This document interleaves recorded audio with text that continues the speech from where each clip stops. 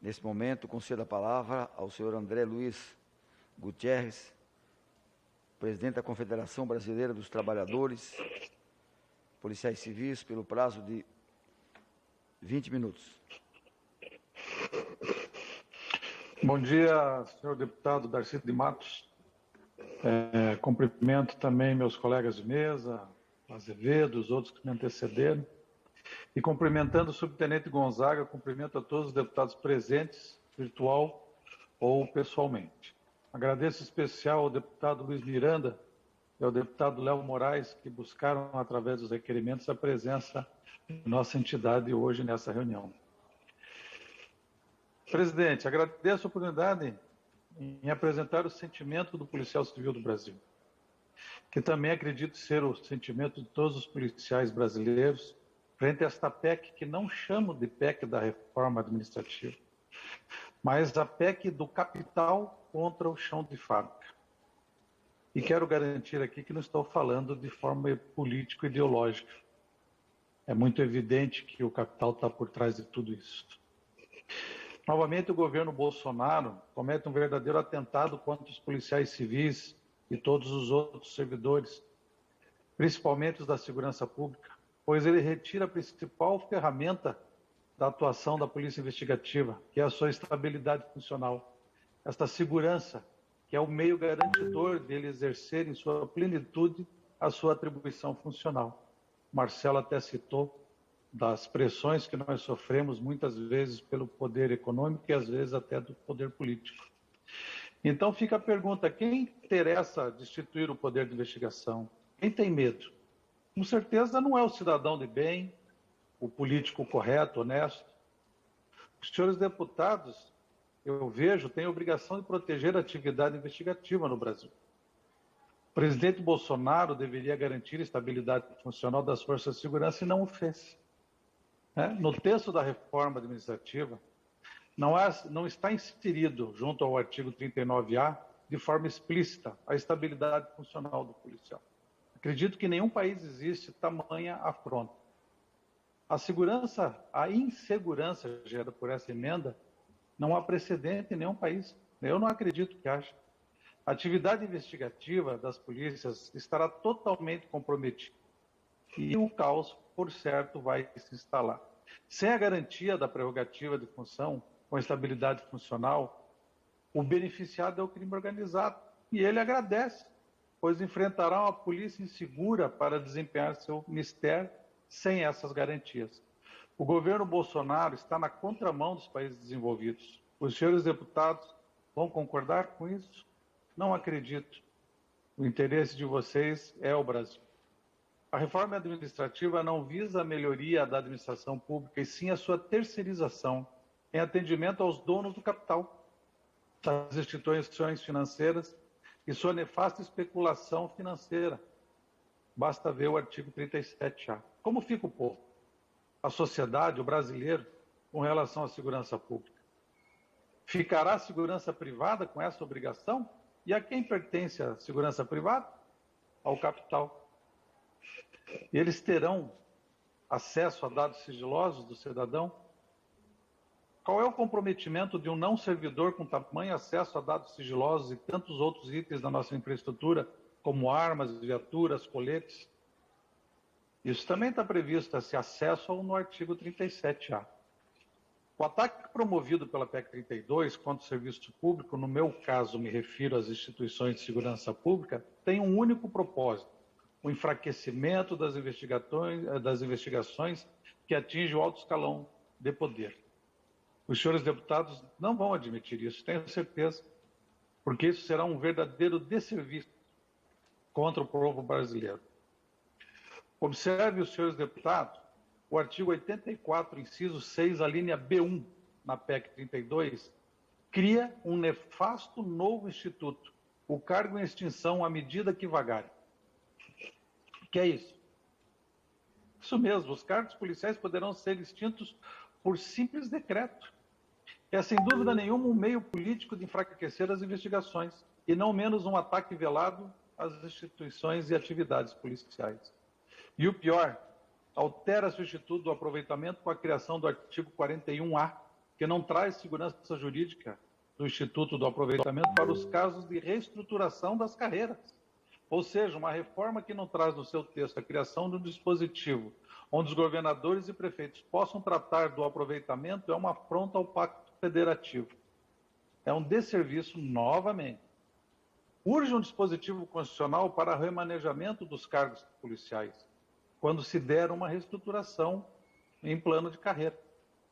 Os senhores deputados sabem por que é tão utilizada essa ferramenta jurídica em tantos outros países? Uma simples explanação. O crime organizado evolui diariamente, a fim de lograr êxito em dissimular os seus crimes. O modus operandi deles é mutante, muda dia a dia e se transforma, se adequa para conseguir o seu intento. É nesse momento que a reestruturação nas carreiras policiais mostra sua eficiência e eficácia em qualquer polícia do mundo. Ela evolui também. Ela transforma e altera as atribuições dos cargos e, através do aproveitamento daquele policial no novo cargo, traz consigo toda a expertise do seu tirocínio policial, todo o seu conhecimento, toda a sua prática. É impossível e inimaginável acreditar que um novo policial, em um novo cargo, terá sucesso em combater o experiente crime organizado, pois esse conhecimento empírico, prático, adquirido no dia a dia através de sua experiência pessoal, não se ensina nas academias. Senhores deputados, estamos de frente a uma reforma administrativa nefasta. Nós insistimos. Ela sequer promove e aprimora o Instituto do Aproveitamento, pelo contrário, está desconstruindo no seu texto essa possibilidade que é imprescindível. Não acredito que os senhores deputados vão concordar com isso. A mentira, a dissimulação, o engodo, é isso que essa PEC traz, com relação à garantia da estabilidade funcional para os policiais que já se encontram no cargo efetivo, conforme o artigo 2º do texto, como tudo se resumisse a isso.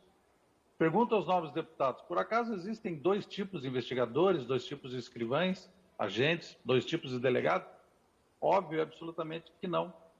Então não adianta dividir essas carreiras, esses cargos em duas espécies, umas antes e outras depois da PEC 32.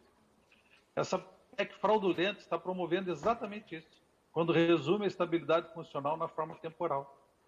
É um absurdo, mais um absurdo. Ou seja, somente a garantida estabilidade funcional ao que já se encontra no cargo. Por outro lado, os novos policiais não terão essa segurança jurídica? Fica então a questão de como esses novos policiais irão atuar com eficiência e estar à frente das investigações, se estarão jogados à própria sorte. Sofrerão pressões políticas regionais que certamente atuarão contra esses policiais para a proteção de seus apanigados ou, quiçá, cúmplices. A dicotomia instalada, a verdadeira intenção desse governo, novamente atenta contra a labuta, trabalho investigativo de forma velada. Oportuno salientar que nessa PEC, em momento algum, foi propiciado aos representantes das polícias a construção de um caminho verdadeiro e transparente para a melhoria do serviço público, no que tange a segurança pública por parte da Presidência da República. Esse se encontra em seu recinto fechado, sem oportunizar uma real reforma a fim de buscar resultados. Prova disso está no artigo 5º, que não excetua de forma primordial a possibilidade do policial repassar seus conhecimentos de segurança pública à sociedade. Não há previsão do policial poder prestar serviços remunerados de forma legal. Mantém-se o velho modelo ultrapassado, ou melhor, arcaico, da dedicação exclusiva. Isso é reforma? Novamente, alertamos aos senhores deputados, não há uma reforma em busca de eficiência, e sim uma terceirização disfarçada. Faremos novamente prova que o texto não trata de uma reforma em busca dos princípios que norteiam a boa administração pública. Vejamos a forma maquiada e maquiavélica que está na PEC 32. Introduz uma reforma previdenciária, isso mesmo, uma matéria previdenciária, está incrustada no artigo 9º e me permito a leitura. A União, os Estados, o Distrito Federal e os municípios poderão optar por vincular, por meio de lei complementar publicada no prazo de 2 anos, contado da data de entrada em vigor dessa emenda à Constituição, os servidores que vierem a ser admitidos para cargo com vínculo por prazo indeterminado, nos termos do inciso 3 do caput do artigo 39A, inclusive durante o vínculo de experiência ao regime geral de previdência social, em caráter irretratável. Mais uma afronta, como já não bastasse os reflexos negativos da PEC 103, da reforma previdenciária. Temos incluído no novo texto de demanda uma nova agressão por parte do governo. Até onde se pretende chegar? É acabar com o serviço público mesmo, total desinteresse do cidadão ser servidor público. Com certeza, até a extinção da polícia investigativa por conta do desânimo e da falta de valorização, entre tantos outros pontos negativos. Pergunto novamente, os senhores deputados, até quando que esta Casa Legislativa vai compactuar com esse governo? Vivemos uma insanidade governamental, dito inclusive por um deputado de vocês aí, ontem ou anteontem. Por fim, como representante de mais de 140 policiais civis e eleitores, convoco os senhores deputados a refletir e não menos assinar a emenda do ilustre deputado Léo Moraes, pois nessa emenda foi-nos dado a oportunidade que o presidente da República não nos deu, o diálogo. O texto produzido pelo deputado propõe alternativas viáveis e não menos sanáveis à PEC 32. Assim, o diálogo franco, honesto, se dará aqui no Congresso e os senhores deputados têm sabidamente o dever de agir em prol da sociedade e assim temos confiança que o farão, com o primor que a matéria necessita. Senhores deputados, não abandonem os policiais nem a sociedade, porque nós não abandonaremos. A exemplo de outras manifestações em protesto a outras PECs que prejudicaram o Brasil, os brasileiros e os policiais civis, faremos outras com a força de todos os servidores, principalmente a da segurança pública.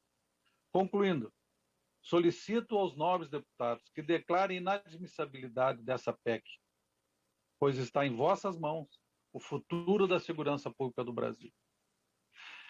Quero acrescentar que é muito bom falar depois do Marcelo Azevedo, pois ele faz uma apresentação técnica muito boa, de maneira que eu só faço daí a política. Um abraço a todos, abraço aos deputados. Quero agradecer novamente aos deputados que nos ajudaram a estar nessa comissão e ao presidente, deputado Darcy de Matos, pela oportunidade. Chegou a hora de mostrarmos a força dos policiais civis do Brasil.